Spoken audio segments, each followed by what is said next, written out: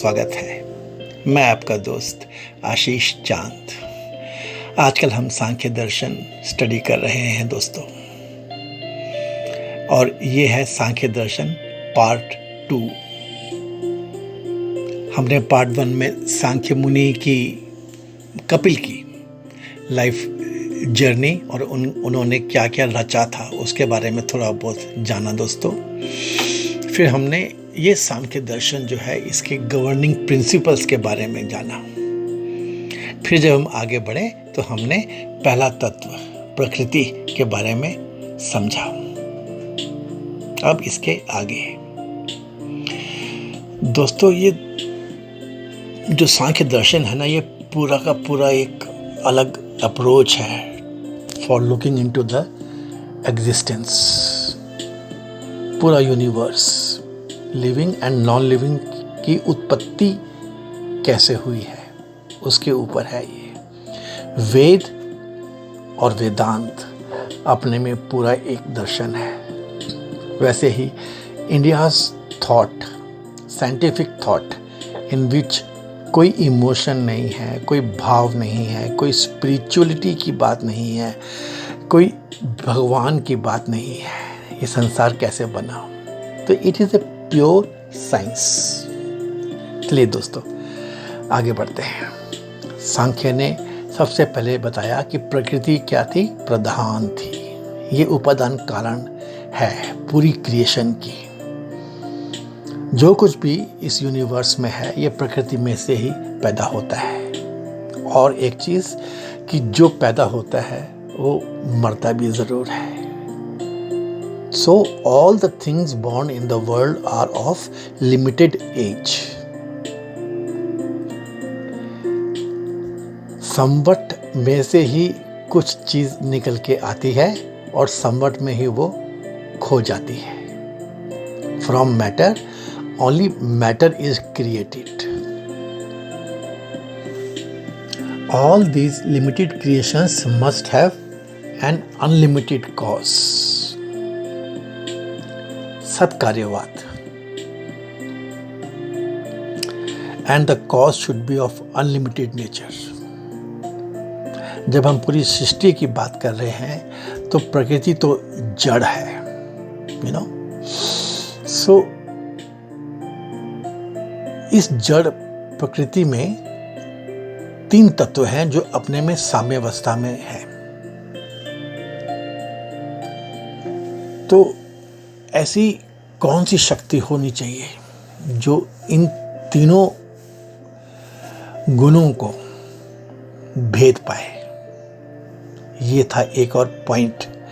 हमने 3 गुण तो ढूंढ लिए सांख्य टीम ने, कपिल मुनि की टीम ने, सतो, रजो और तमो, जो साम्यावस्था में प्रकृति में थे। लेकिन अगर वो अनमैनिफेस्ट फॉर्म में रहेंगे तो फिर आगे काम कैसे चलेगा। प्रकृति has in it all these 3 gunas, but being जड़ it cannot transform to any new self. So there has to be another entity, a cause which makes it happen. Sankhya called it पुरुष। ये पुरुष दोस्तों चेतन है, एक ऐसा चेतन कि इसमें प्रकाश ही प्रकाश है, अंधकार तो जरा भी नहीं है। It has to have the power stronger than the constituent gunas of प्रकृति। ऐसा है ये पुरुष, निर्गुण है ये ऐसी सुपर पावर है या सुप्रीम है ये पुरुष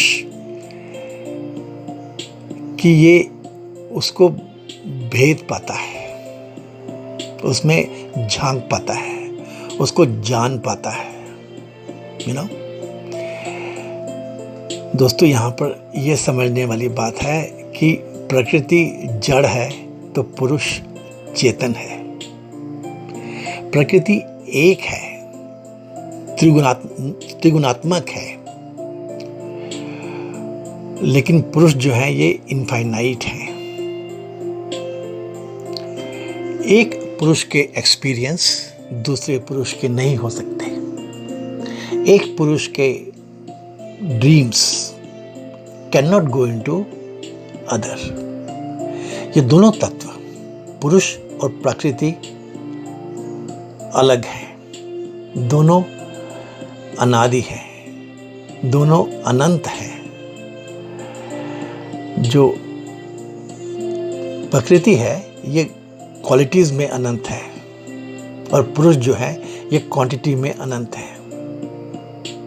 दोनों नेवर बॉर्न नेवर डाइड है। तो सबसे पहले इन दो तत्वों की खोज की गई। इस पुरुष को बाकी दर्शनों ने आत्मा कहा, आत्मा के रूप में प्रस्तुत किया। दोस्तों, फिर वो छोटी सी बात, कृपया इस वीडियो को लाइक कर दीजिए, शेयर कर दीजिए। ये मैं अब बीच में ही आपसे एक बार कहने लग पड़ा हूँ, रिक्वेस्ट करने लग पड़ा हूँ। दोस्तों, अब हम बात करेंगे इन दो तत्वों प्रकृति और पुरुष के बीच में इंटरफेस की। सांख्य ने क्या समझा, क्या बताया। चेतन तत्व has one quality, intentionality of the consciousness of what I am conscious. If it is an unmanifest, then it is jada. Chetan always has the intentionality of seeing, of probing, contemplating, experimenting, understanding, knowing. ऐसा है दोस्तों ये चेतन तत्व, ये पुरुष।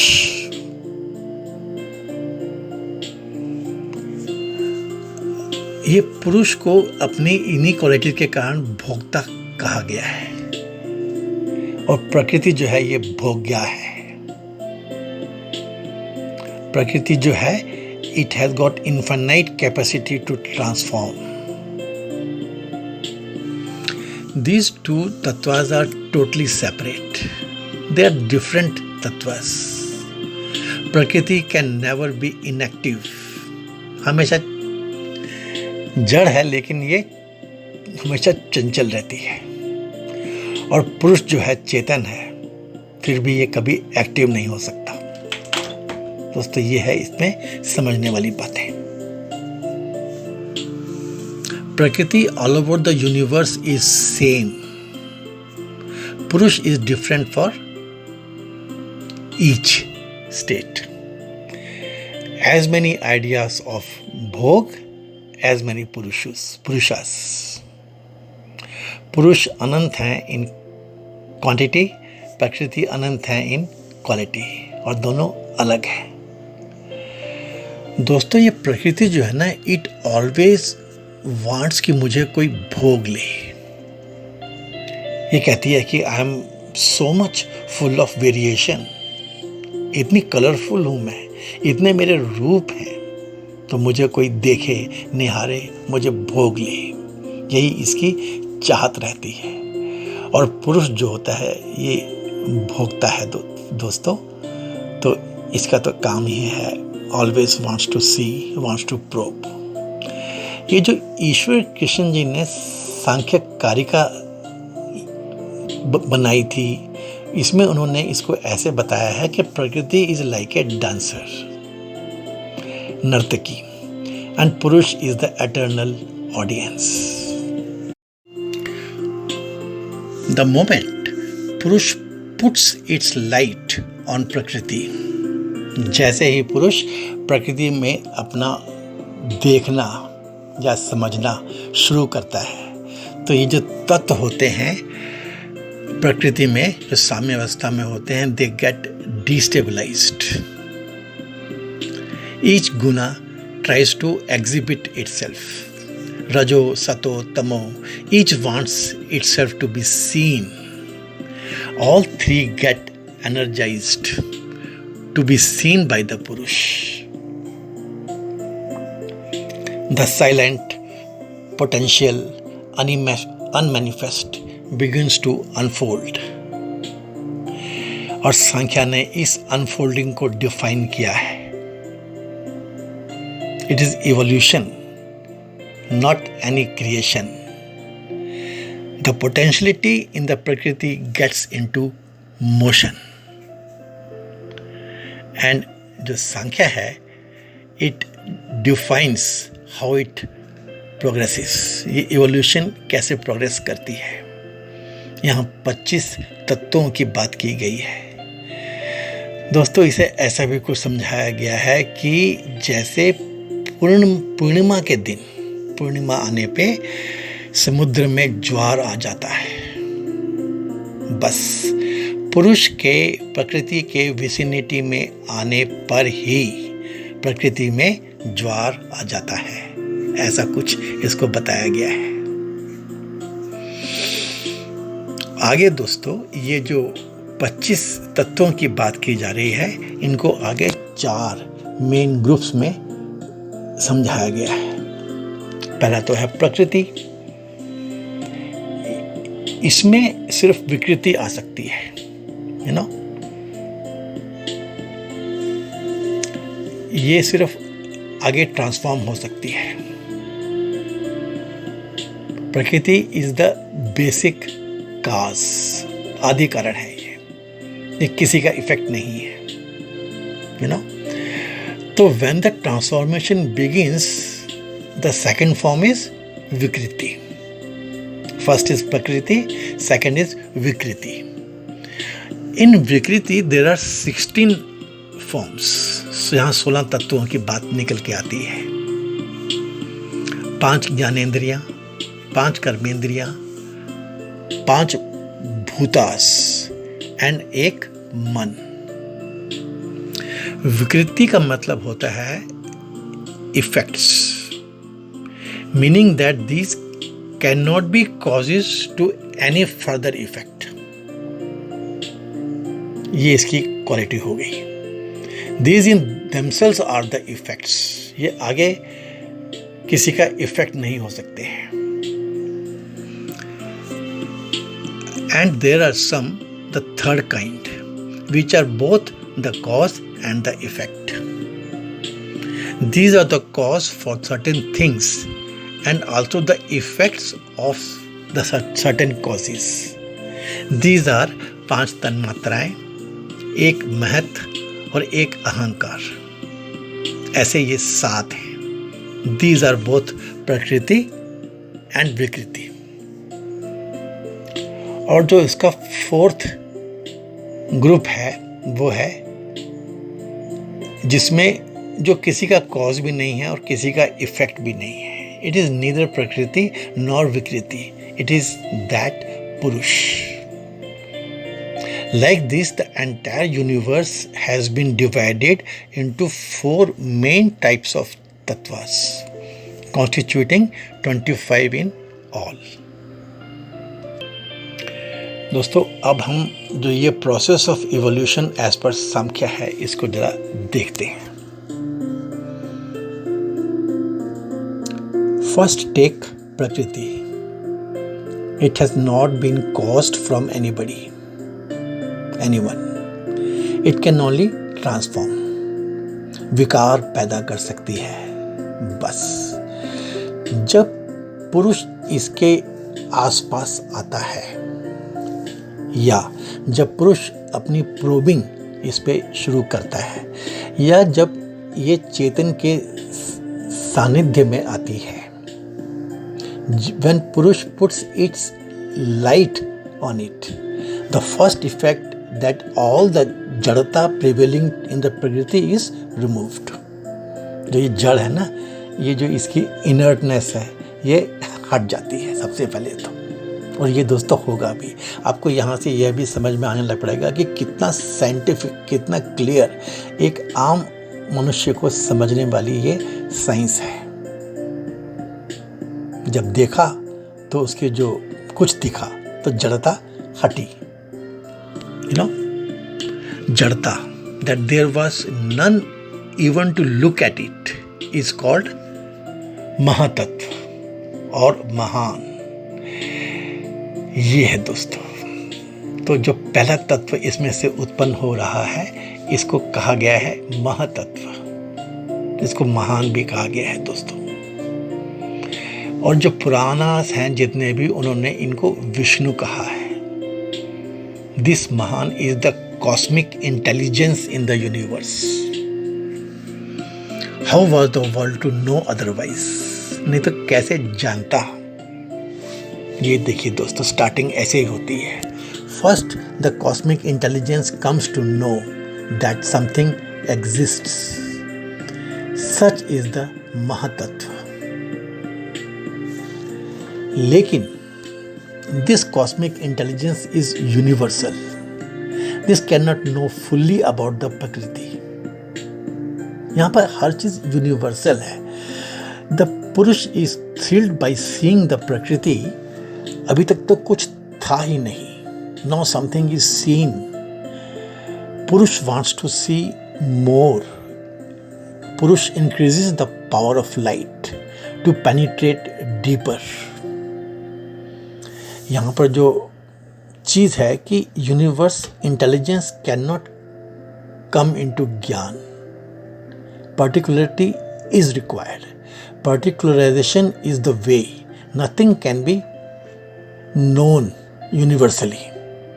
आपको एक जानना है तोता को, पैरट को, तो आपको पैरट को पर्टिकुलरली जानना पड़ेगा, नहीं तो सारे पक्षियों में से कौन सा तोता है, कौन क्रो है, कौन पिजन है, ऐसे तो फिर कंफ्यूजिंग हो जाएगी। ऐसे फॉर ईच थिंग, एनिमल्स के लिए, फूड्स के लिए, हर चीज़ के लिए, ट्रीज के लिए, प्लांट्स के लिए। सो पर्टिकुलराइजेशन इज द वे।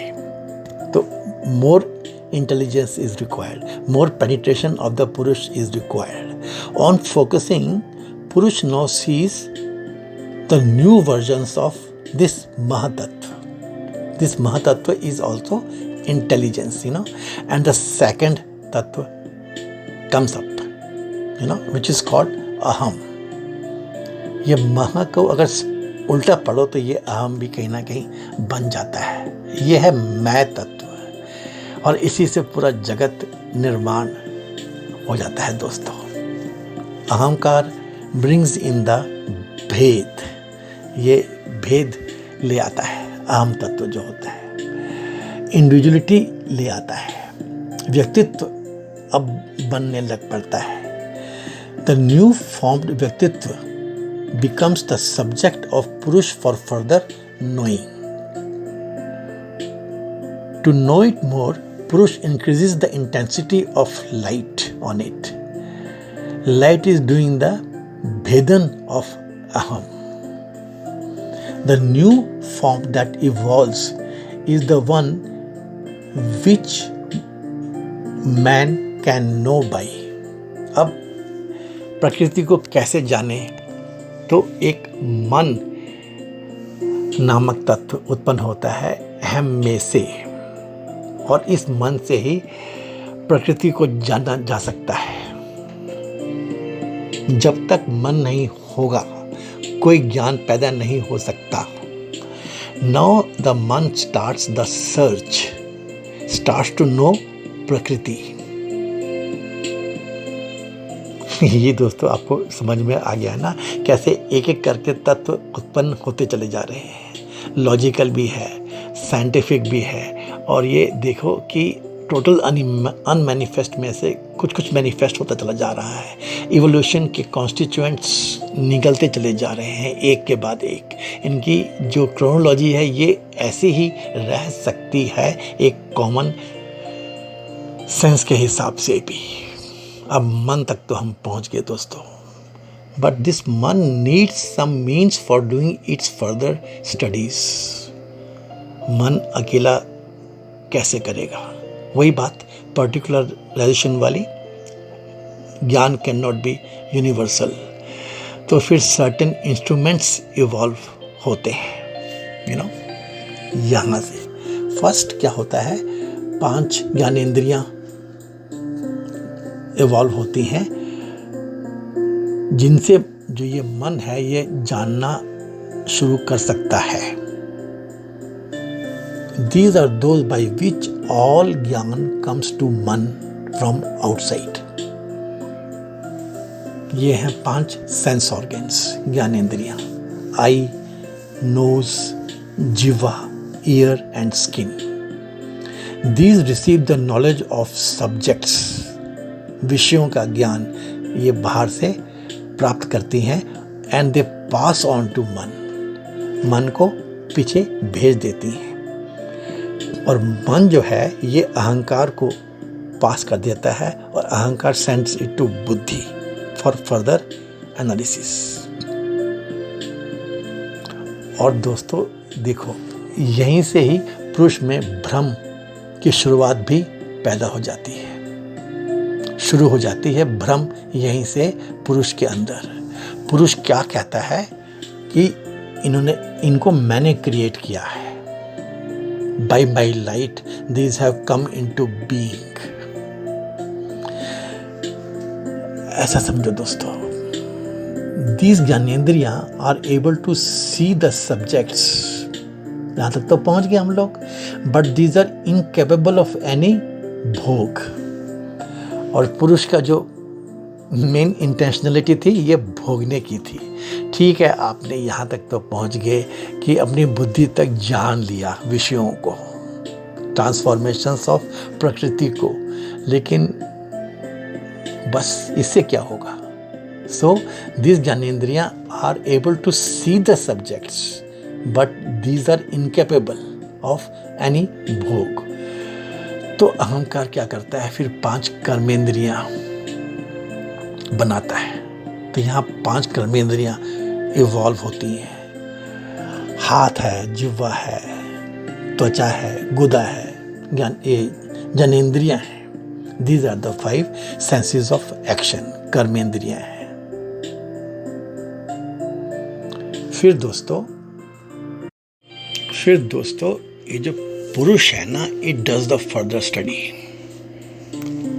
आपने भोग तक तो पहुंच गए, ज्ञानेंद्रियां भी हो गई, कर्मेंद्रियां भी हो गई, यहाँ तक तो पहुंच गए आप. आपका बुद्धि हो गई, महतत्व हो गया, अहंकार हो गया, मन हो गया. लेकिन how to have further knowledge? Knowledge तो बिल्कुल नहीं हो रहा है, बस एक्टिविटी चल रही है.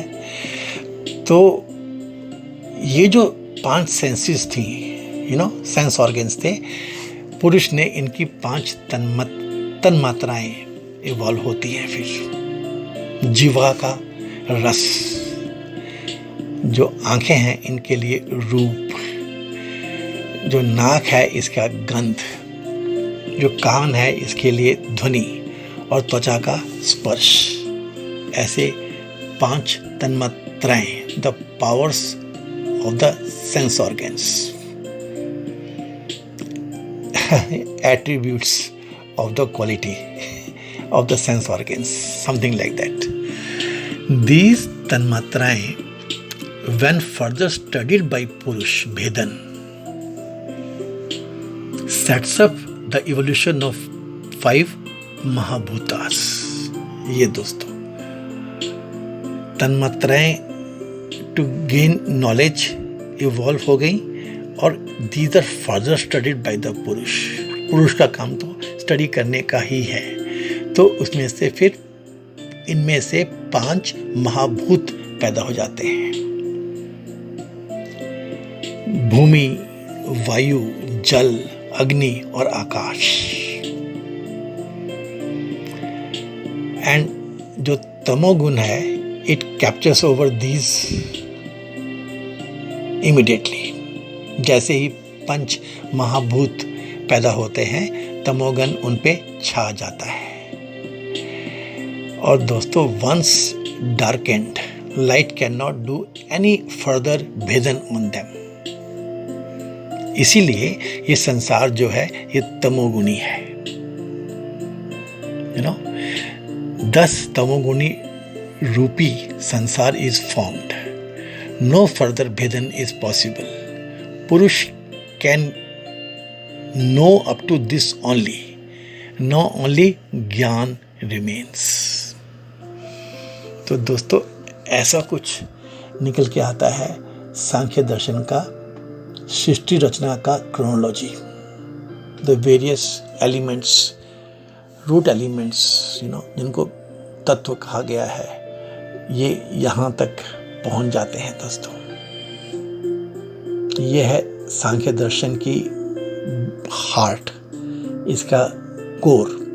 इस कोर को ही एक्सपेंड किया जाता है वेरियस वर्जन्स में, तो दोस्तों आज का वीडियो हम लोग यहीं पर ही फिनिश करेंगे और फिर अगले वीडियो में हम इसको आगे बढ़ा करके ख़त्म करने की कोशिश करेंगे। दोस्तों सृष्टि निर्माण, मानव निर्माण, एक तो वेद की थ्योरी है, स्पिरिचुअलिटी की थ्योरी है, इमोशंस की थ्योरी है, पुनर्जन्म की थ्योरी है, भगवान की थ्योरी है, भाव की थ्योरी है, और साथ साथ ही ये साइंस की थ्योरी है। इसको अनिश्वरवाद है, भगवान नहीं माना जाता। जो सच है, जो सत्य विच कैन बी प्रूव्ड, प्रत्यक्ष प्रमाण, उसकी थ्योरी है। ऐसा है ये सांख्य दर्शन। आशा करता हूँ आपको आज के वीडियो की भी जो कंटेंट्स हैं ये बहुत साइंटिफिक और मीनिंगफुल लगे होंगे, मैं आपको कुछ समझा पाया होऊंगा। Thank you friends. कृपया इस वीडियो को भी लाइक कर दीजिए, शेयर कर दीजिए, अपने कमेंट्स कर दीजिए। Please help us in increasing our viewership. Thanks friends. May God help us all. May God help us in all our actions. Thank you.